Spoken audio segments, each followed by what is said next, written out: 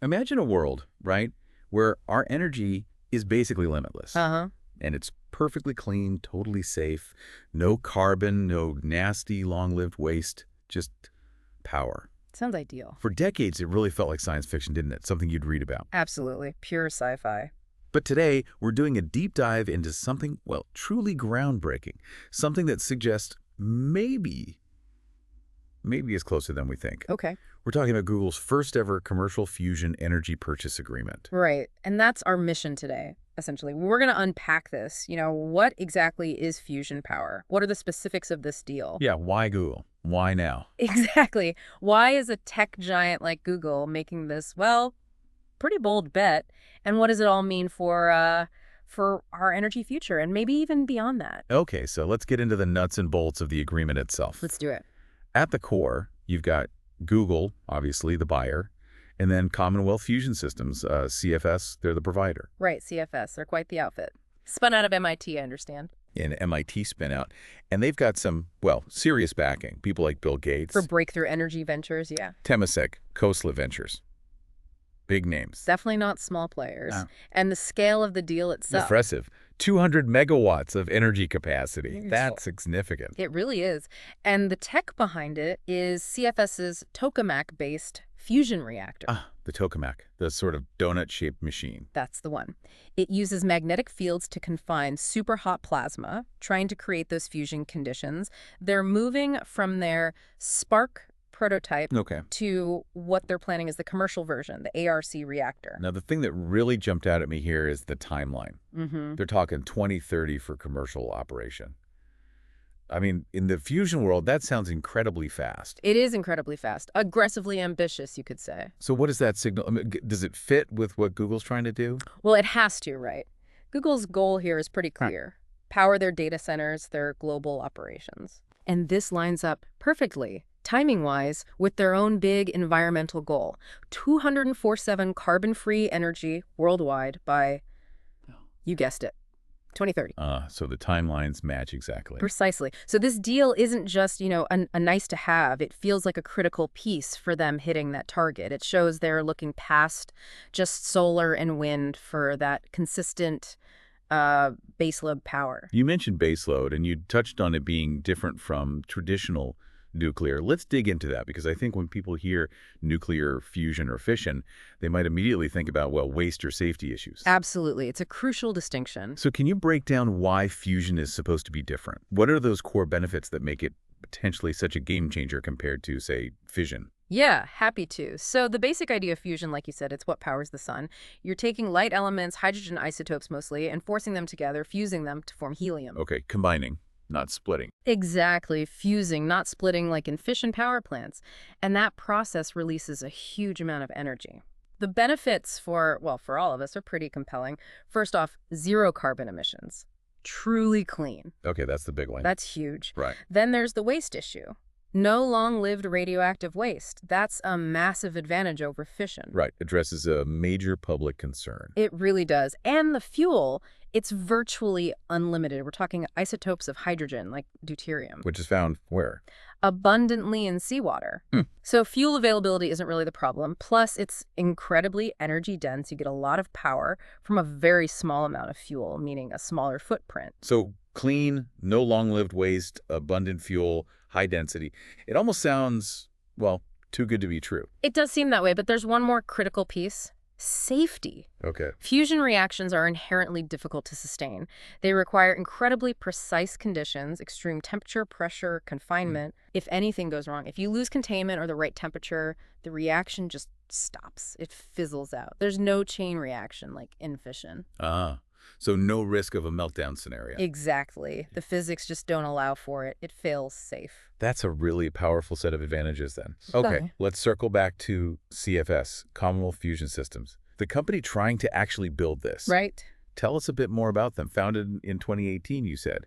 MIT spin-out. Yep. 2018, straight out of MIT's Plasma Science and Fusion Center. And as we mentioned, they've pulled in significant funding, over $2 billion already. Wow. That's serious capital. It shows a lot of investor confidence. Their real key innovation, the thing that makes their approach potentially viable, is their work on high-temperature superconducting magnets.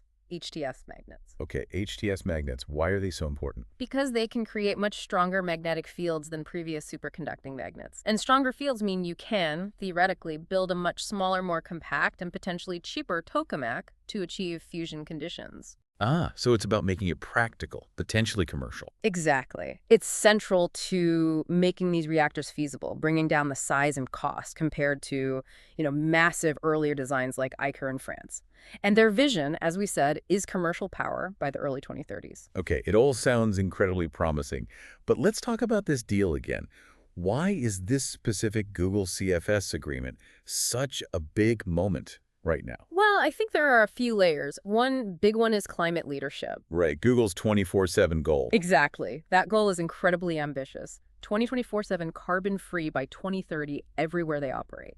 This deal shows they're serious about moving beyond just buying renewable energy credits or relying only on solar and wind, which, as we know, are intermittent. They need something that runs all the time. Precisely. Fusion, if it works, offers that potential for clean baseload power, consistent around the clock. That's what a giant global operation like Google needs to truly hit that 2047 target. Makes sense. Beyond hitting the carbon targets, though, what other strategic angles are there for Google? Why else make this kind of bet? Well, another really interesting aspect is grid independence and reliability. Ah, decoupling from the traditional grid. Potentially, yeah. Yeah. Imagine their massive data centers, these hyperscale operations. If they could power them with on-site or dedicated fusion reactors, they could potentially decouple from the conventional fossil fuel-heavy grid. What would that buy them? A lot, potentially. Less exposure to volatile energy prices, for one. Protection against grid blackouts or instability. It could also help them bypass some tricky regulatory hurdles that come with relying on existing grid infrastructure in different countries. So greater control, more resilience. Exactly. A level of energy self-sufficiency that's pretty much unheard of at that scale right now. Okay, that leads me to something else. Yeah. It feels very Google, This idea of a strategic first-mover advantage. It feels like more than just buying power for data centers. It feels like they're trying to get in early, shape the market for the next big thing in energy. Is it just about procurement, or is it about influencing this whole new sector like they did with AI or cloud? I think you're absolutely right to pick up on that. It fits their pattern. Doesn't it? Yeah. Google has consistently made these early strategic bets on potentially transformative technologies.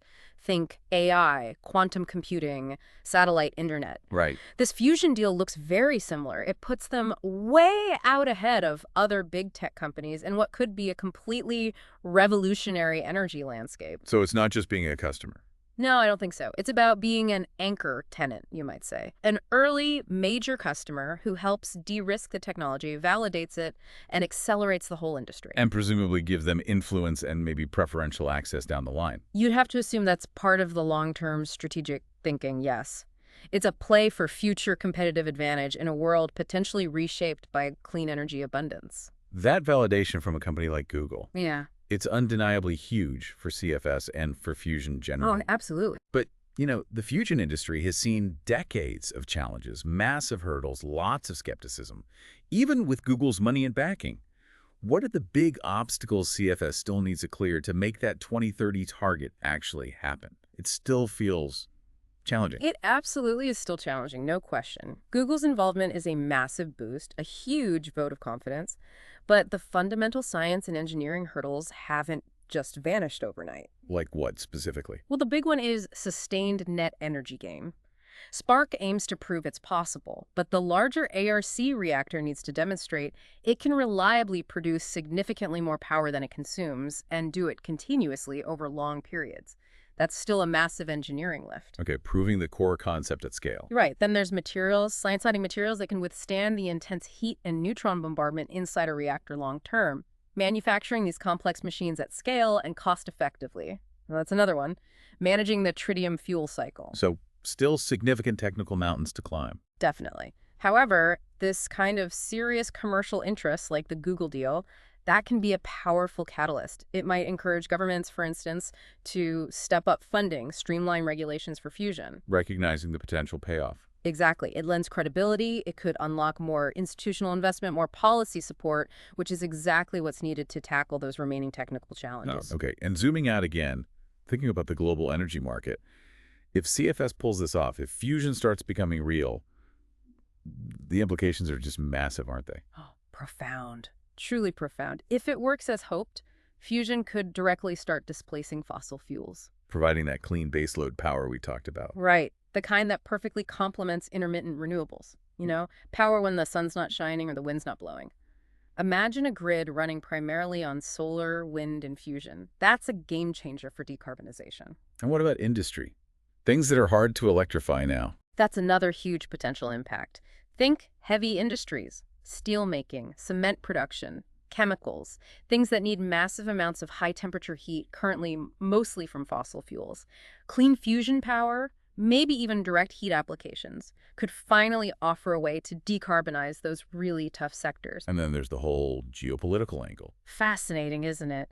If you have a power source with virtually limitless fuel found everywhere, it could fundamentally reshape global energy politics, less dependence on oil and gas-producing nations. Potentially reducing conflicts over resources. That's the hope. It could shift global power balances in ways we can barely imagine right now. So looking ahead then, what are the key dates, the milestones we should all be watching for from CFS? Okay, so the next big one is 2025.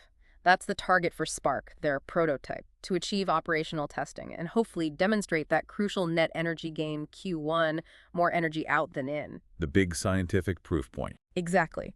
Then, assuming that goes well, the really big target is 2030 for the commercial ARC reactor to come online and start delivering power under this Google agreement. And remind us that 200 milliW from ARC, what does that mean in real terms? It's roughly enough power for about, say, 150,000 average homes, or more relevantly for Google, enough to power several of their large, energy-hungry data centers. And how do you picture Google actually integrating this, assuming ARC comes online? Well, you'd expect them to plug it right into their grid strategy for powering those data centers and maybe other operations. It becomes a core part of their 2047 carbon-free infrastructure. Powering things like their AI, cloud services? Exactly. Imagine future versions of Gemini or YouTube streaming or DeepMind's research servers running reliably on clean fusion power. It directly connects their massive, growing computational needs with their sustainability goals. It gives them a scalable, carbon-free backbone. It really feels like this agreement, it's more than just buying electricity, isn't it? Much more. It's a strategic bet. A bet on the future of, well, the planet, and also the future of computing itself. Yeah. It paints a picture of a world where maybe, just maybe, energy scarcity isn't the defining constraint it's always been. Which leads to a really fascinating question to leave people with. Yeah. If fusion does live up to this incredible promise, limitless, safe, clean power, what are the really deep societal changes we might see? Things that go way beyond just keeping the lights on or charging our EVs. Think about how things like resource allocation, global development, maybe even things like water desalination or space exploration, how could they be fundamentally transformed if energy basically stopped being scarce? What becomes possible then?